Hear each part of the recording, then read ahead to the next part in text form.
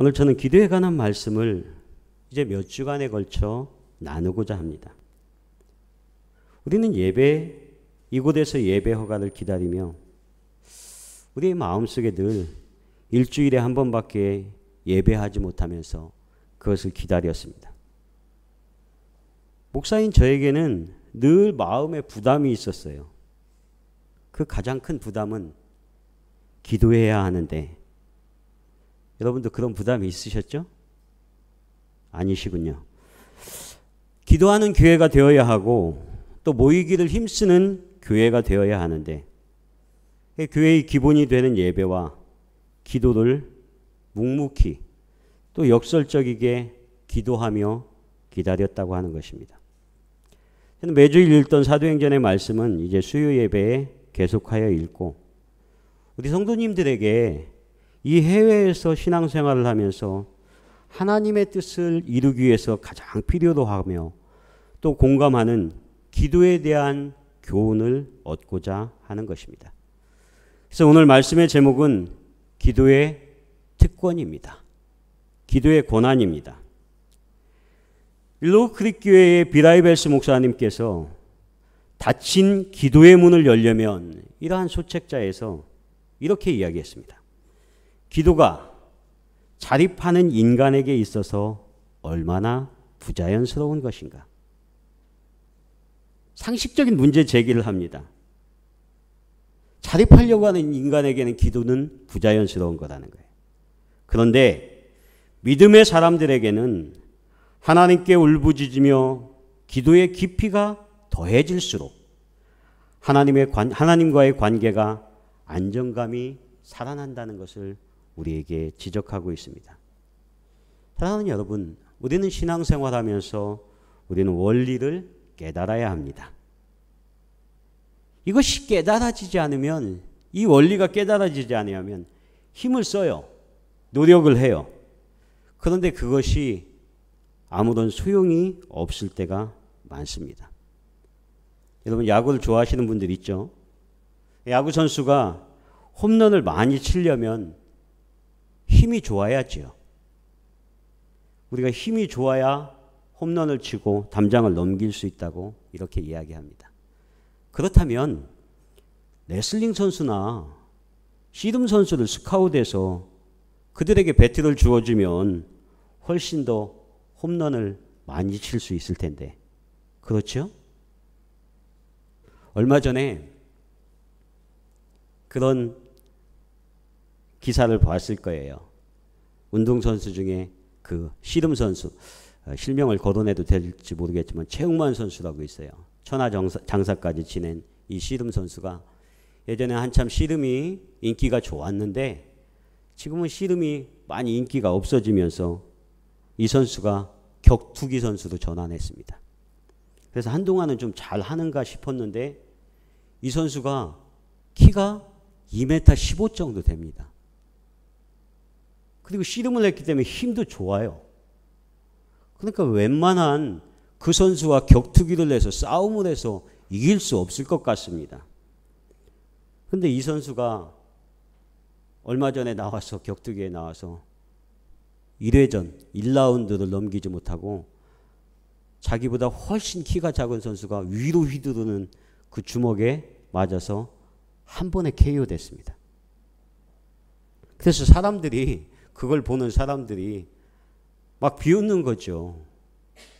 그렇게 덩치도 크고 리치도 길고 모든 게 유리한 것 같은데, 실제로 이 최영만 선수는 사실 씨름은 잘하고 천하장사까지 됐는데 격투기에 그렇게 최적화되어 있는 선수가 아니에요. 제가 이 비유를 잘 사용한 것인지 모르겠습니다. 오늘 우리에게 닫힌 기도의 문이 열려져야만 응답받습니다. 축복받는 생활이 됩니다. 우리에게 기도의 문이 열려지지 않으면, 기도의 문이 닫혀 있으면 우리는 신앙생활에서 승리할 수 없다는 겁니다. 그래서 오늘 말씀은 항상 기도하고 낭망치 말아야 할 것을 비유로 말씀하고 있습니다. 여기에서 비유라고 하는 것은 바라볼래라고 하는 그런 원어적인 뜻을 가지고 있어요. 이 뜻이 무엇이냐면 곁에 두었다는 거예요. 우리가 곁에 두면 잘 비교할 수 있어요. 그래서 오늘 누가복음 18장의 이 말씀을 잘 이해하기 위해서는 우리가 대비의 관계를 잘 이해하고 있어야 한다는 겁니다. 잘못 이해할 수 있다는 거죠. 오늘 말씀은 이 땅 위에 사회적으로, 종교적으로 강자들과 또 그것에 대한 약자들을 대비하여서 이렇게 말씀하고 있어요. 세상적인 권력을 갖고 있는 사람과 힘없는 약자들이 일어난다는 겁니다. 있다는 겁니다. 그런데 그 속에 역설적으로 역전이 있어요. 역전이.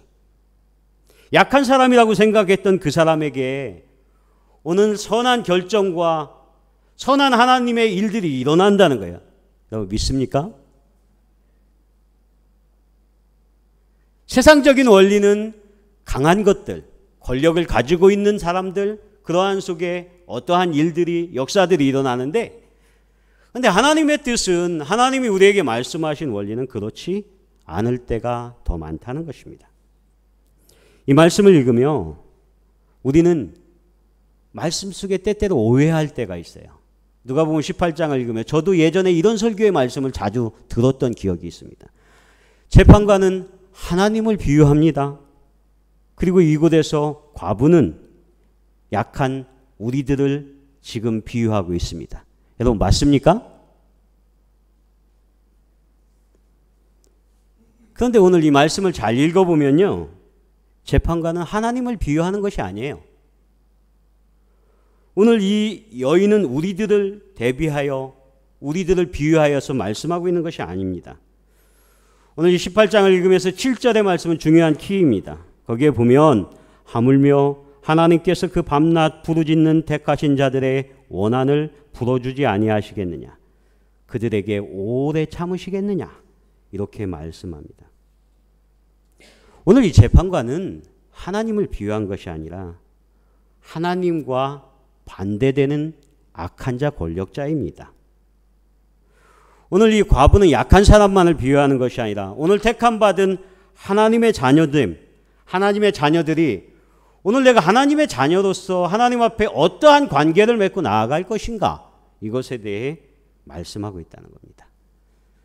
그래서 오늘 이 18장의 말씀은 17장과 이어지는 그런 말씀인데, 누가복음 17장에는 우리에게 종말론적인 것을 가르치고 있어요.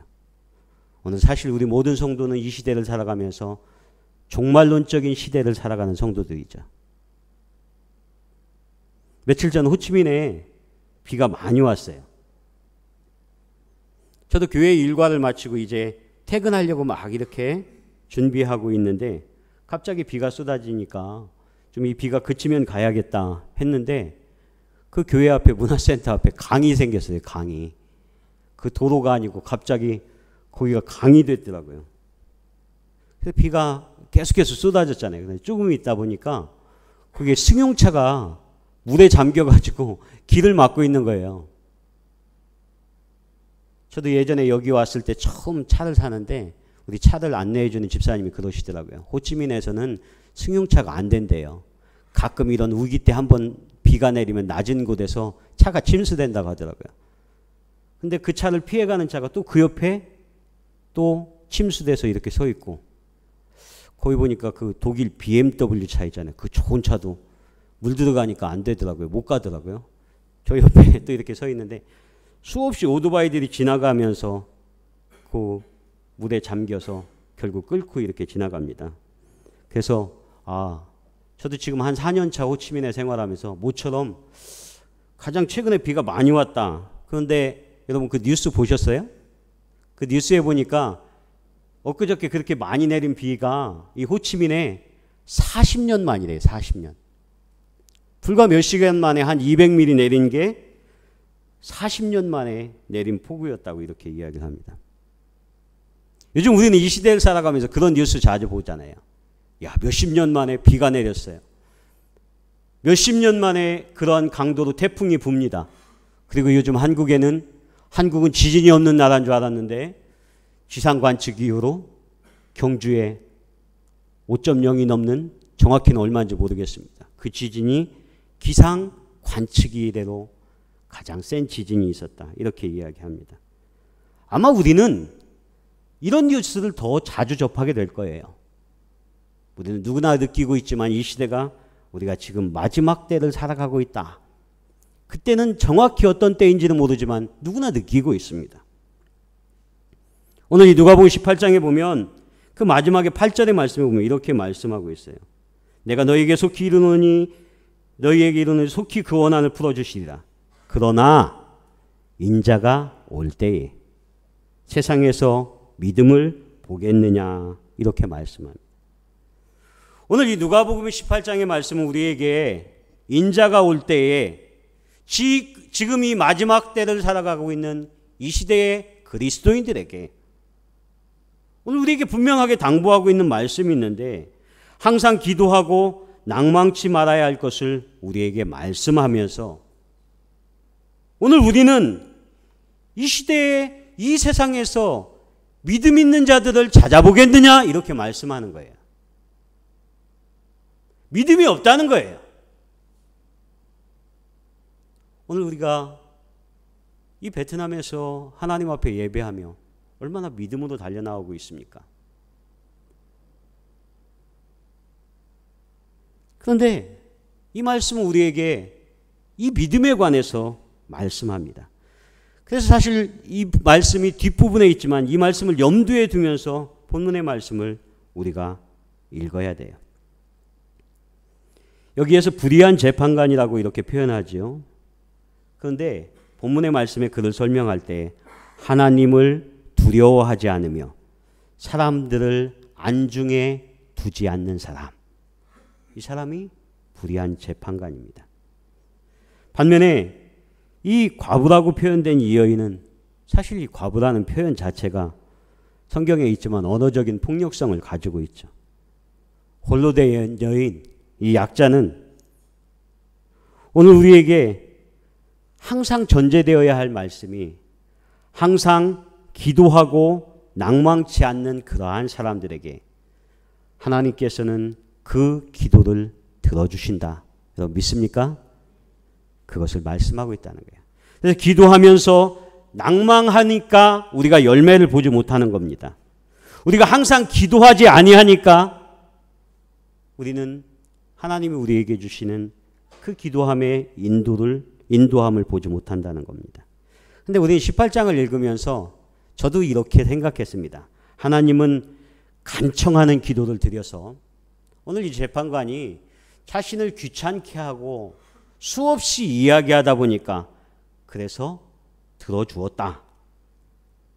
그런데 오늘 이 말씀은 저희에게 더 중요한 교훈을 주고 있는데, 그것은 우리에게 기도의 태도, 우리의 삶의 태도에 의해서 우리 하나님께서 우리에게 역사하시는 것이 결정되어진다는 거예요. 우리는 하나님 앞에 나와 예배하지만, 하나님의 자녀이지만, 기도하지만 사실 많은 기도를 드림에도 우리는 인격적으로 문제가 있을 때가 많아요. 하나님 기뻐하시지 않는 그러한 모습 속에 살 때가 많습니다. 저는 신앙생활을 잘하려면, 신앙생활을 잘하는 사람은 반드시 하나님의 말씀인 성경을 읽어야 한다고 믿습니다. 여러분 그렇게 믿으시죠? 하나님의 말씀의 원리를 깨닫지 않고서 하나님의 인도하심이 없이는 우리는 우리의 신앙생활을 그 원리대로 잘 해나갈 수가 없어요. 하나님의 뜻을 알지 못하기 때문에. 저는 우리가 기도하는 것은 하나님과 더 깊은 관계로 발전되어 나아가는데, 기도하는 사람은 하나님과 깊은 관계를 이루는 데 우리에게 반드시 꼭 필요함을 믿습니다. 그래서 오늘 이 기도의 말씀을 우리에게 가르치면서 처음에 항상 기도하고 낙심하지 말 것을 비유로 말씀하고 있다고 그랬어요. 그래서 기도는 우리 그리스도인들에게 일상이 되어야 한다는 거예요. 그래서 습관적으로 기도해야 한다는 겁니다. 그래서 저는 우리의 교회가 유아학교를 진행하지만 사실 아이들을 가까이 보면서 제가 배우는 점이 많이 있습니다. 저 어릴 때에 저들이 가졌던 그 습관, 그 하나님을 섬기는 모습, 그들의 실제로는 그 무의식 속에 하나님을 섬겼던 그 마음이 평생을 간다는 거예요.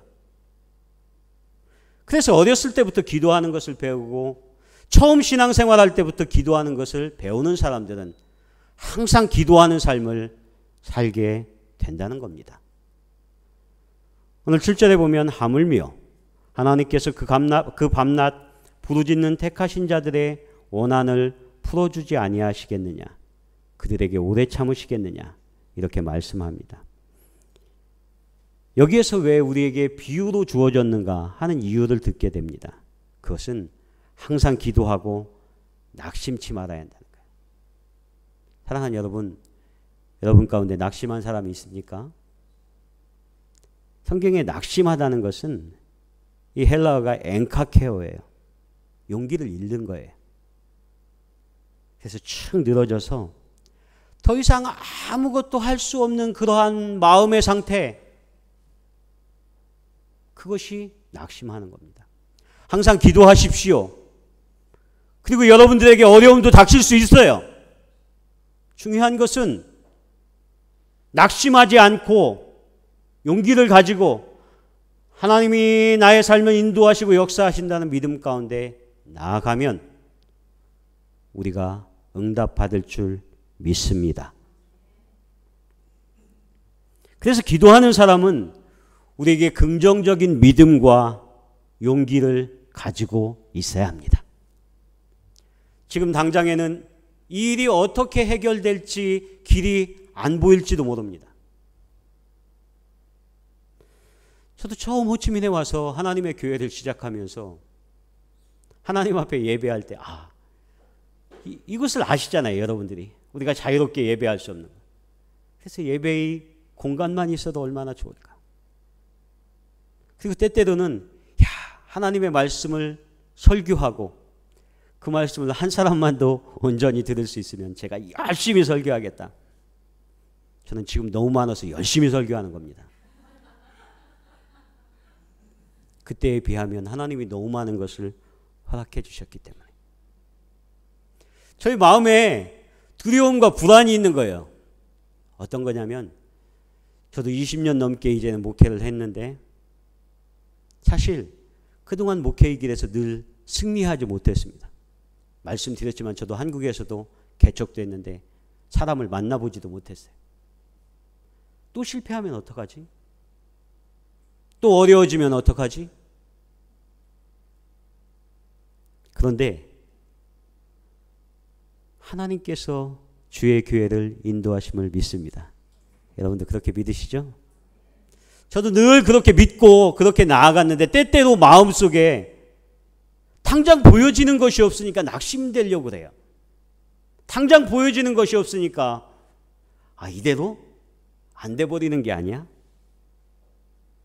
근데 오늘 성경의 말씀은 분명하게 항상 기도하고 낙심하지 말 것을 우리에게 말씀하며, 그러면 하나님은 우리의 기도를 들어주신다는 것을 말씀합니다.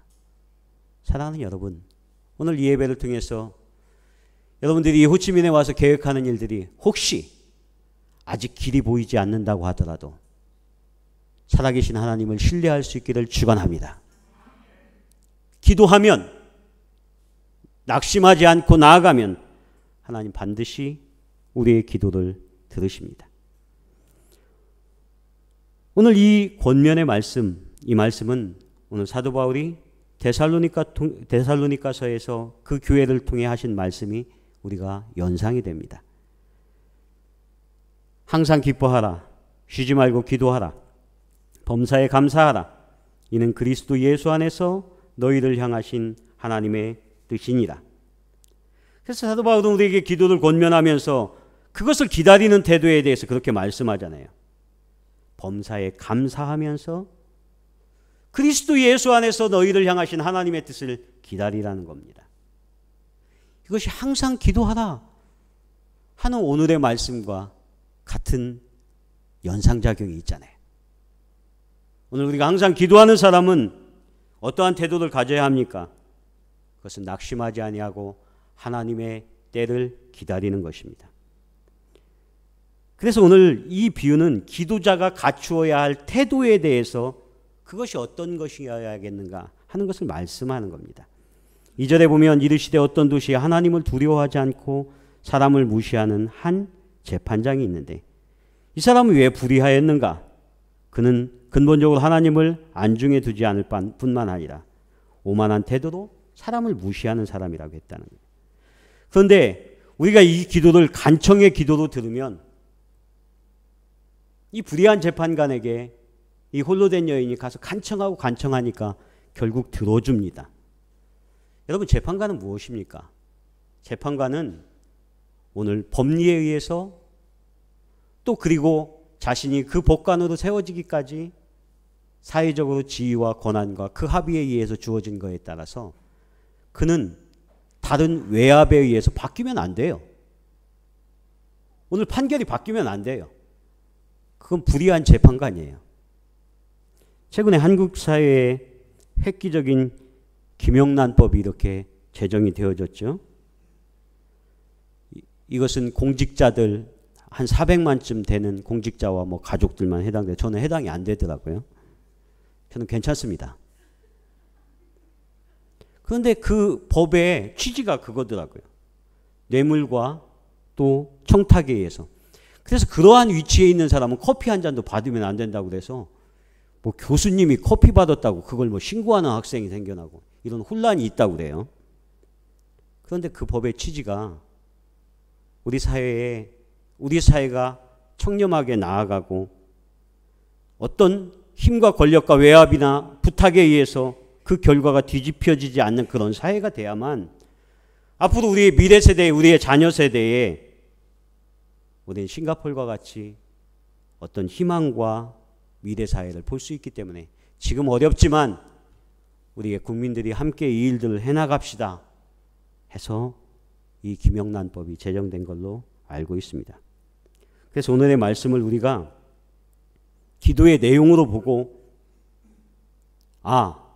간청하면 바뀐다 다. 그런데 오늘 이 말씀 우리에게 더 중요한 것을 이야기합니다. 오늘 우리의 기도의 태도가 하나님 앞에 기도하고 낙심하지 말을 것을 우리에게 분명하게 가르치면서 우리가 하나님 앞에 기도의 사람으로 어떠한 태도를 가지고 나아가야 할 것인가, 이것이 더 중요한 줄 믿습니다. 오늘 우리가 하나님 앞에 예배합니다. 오늘 우리가 이 예배가 하나님 앞에 복된 예배가 되기 위해서는 우리의 예배자의 자세와 태도가 더 중요하다는 겁니다. 어떠한 마음으로 하나님 앞에 나오는가 하는 것이 훨씬 더 우리에게 소중합니다. 그래서 다른 것에 의해서 자신의 결정을 번복하는 것, 이것은 불의로 볼 수 있다는 거예요. 오늘 7절의 말씀이 중요합니다. 하물며 하나님께서 그 밤낮 부르짖는 택하신 자들의 원한을 풀어주지 아니하시겠느냐. 저는 이 말씀이 영어 성경에보다 이 국어사전을 찾아보니까 이 하물며의 뜻이 훨씬 더 잘 다가오더라고요. 이것은 부사로서 그도 그러한데 더욱이, 하물며가 그런 뜻이에요. 앞에 사실이 그러하다면 뒤에 사실은 말할 것도 없이. 오늘 재판관이 하물며 하나님께서는 선하시고 의로우신 우리의 아버지가 되시는 분이기 때문에 오늘 우리가 기도하였을 때에 그것을 견딜 수 없는 아버지 하나님의 마음이 있다는 거예요. 그래서 누가는 이 말씀을 그렇게 표현했습니다. 누가복음 11장에 보면 제자들이 예수님께 기도를 가르쳐 달라고 할 때에 이렇게 예수님께서 말씀하십니다. 마태복음에 나오는 그 주기도문을 가르치시면서 누가복음 11장 11절에 보면 너희 중에 아버지 된 자로서 누가 아들이 생선을 달라 하는데 생선 대신에 뱀을 주며 알을 달라 하는데 전갈을 주겠느냐? 너희가 악할지라도 좋은 것으로 자식에게 줄 줄 알거든 하물며 너희 하늘 아버지께서 구하는 자에게 성령을 주시지 않겠느냐? 사랑하는 여러분, 항상 기도하는 우리에게 하나님 아버지께서는 우리의 마음을 너무나 아시는 거예요. 우리가 앞이 보이지 않는 그 고통 속에서 하나님 앞에 무릎을 꿇고 간구할 때 우리 아버지 하나님은 우리의 기도를 들어주시지 못해서 견딜 수 없는 마음이 있다는 겁니다. 여러분 그렇게 믿습니까? 그래서 항상 기도하고 있습니다. 저는 때때로 삶을 살면서 여러분도 그러시죠? 오랫동안 관계가 없던 사람이 어느 날 뜬금없는 전화가 옵니다. 또 SNS를 통해서 연락이 옵니다. 그럼 대부분 무슨 일이에요? 우리 경조사가 있으니까 뭐 이렇게 연락이 온다든가 뭐 꼭 그렇지는 않지만 어쨌든 생전에 관계없던 사람들이 어떤 일들에 있어서 부탁의 일들이 있어서 그렇게 오기도 하고 여러분 호치민 사시면 뜻하지 않은 전화를 가끔 받을 때가 있어요. 공감하시는 분도 있고 아직은 얼마 안 돼서 공감이 안 되는 분도 있는데 근데 우리의 반응은 그때 뭐야? 뭐야 이럽니다. 왜? 그것은 항상 그 사람과의 관계가 지속되지 않았는데 뜻하지 않은 거예요. 오늘 하나님께서 우리에게 항상 기도하고 이렇게 말씀하는 것은 사랑하는 여러분, 기도가 여러분의 삶의 일상이 되신 분들이 여러분들이 어떠한 일들을 만나서 간절히 하나님 앞에 기도할 때 하나님은 그 기도를 들어주심을 믿습니다. 그래서 믿음의 기도는 그러한 것입니다.